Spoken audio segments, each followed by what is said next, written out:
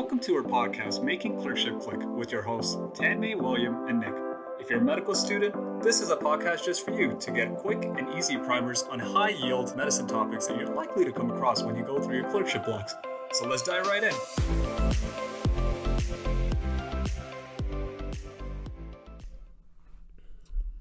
All right, welcome to another episode of Making Clerkship Click.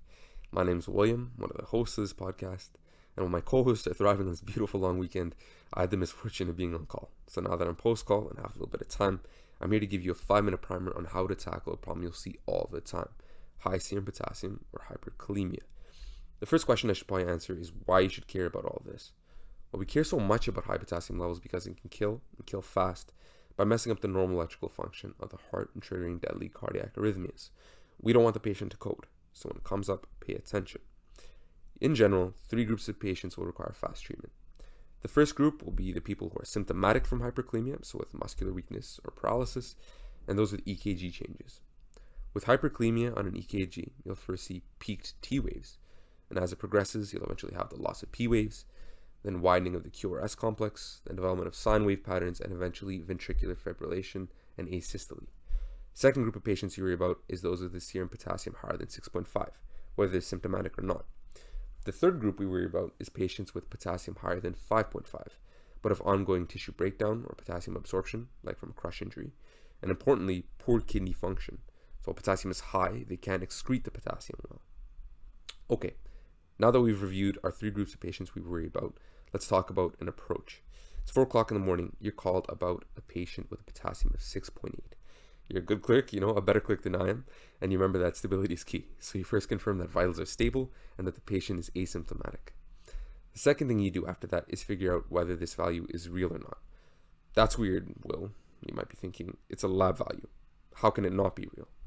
Well, hemolysis can occur in a lab sample after it's collected and will dump potassium from cells into the serum.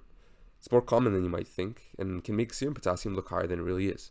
So always order a repeat potassium stat and look at the current lab work to see if there's any hemolysis detected. In this case, potassium comes back at 6.9. There's no hemolysis detected. We're dealing with a real hyperkalemia. Right after that, we're going to order an EKG.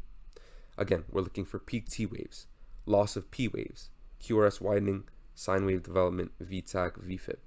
In our case, we see loss of P waves, which isn't good. Importantly, if a patient has symptoms or EKG findings of hyperkalemia, we get them on cardiac monitoring to make sure they don't deteriorate. So we put in an order to get them there. Now, the patient has a potassium above 6.5 and they have EKG findings. We have to treat. We're going to do 3 things for patients with hyperkalemia in general. We're going to protect the heart, we're going to shift potassium, and then we're going to try and figure out a way to excrete it. To protect the heart, we're going to give 3 ampules of calcium gluconate, which stabilizes the cardiac membrane. We want to prevent the patient's heart from slipping into a dangerous rhythm and buy ourselves some time to bring their potassium levels down quickly with insulin and glucose, which shifts potassium from the serum into cells. So, right after the calcium, we're going to give a 10-unit bolus of IV insulin along with 2 ampules of D50W, which is glucose in water, to make sure the patient doesn't become hypoglycemic. You could also give a nebulizer of salbutamol, a beta agonist, which also shifts potassium into cells.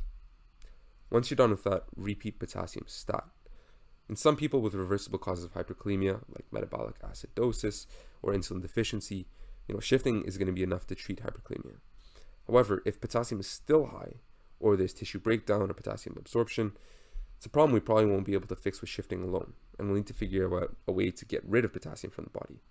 Call nephrology and prepare for dialysis. You could also think about using a diuretic like Lasix or a gastrointestinal potassium binder like K-Exolate, but these can work really, really slowly and can't be relied upon in an emergency. Diuretics like Lasix also can't be reliably used in patients with poor kidney function and poor urine output. Okay, we've talked about a ton of stuff, so let's summarize now. We're worried about hyperkalemia in 3 groups of people: patients with symptoms or EKG changes, those with potassium levels above 6.5, and those with more mild elevation in potassium, so above 5.5, but with ongoing potassium absorption or tissue breakdown, like from a crush injury, and of poor kidney function. The first set of things you're going to do when you're called about hyperkalemia is to check the patient for stability and any symptoms, your muscle weakness, your paralysis. Then you're going to get a repeat potassium stat and an EKG.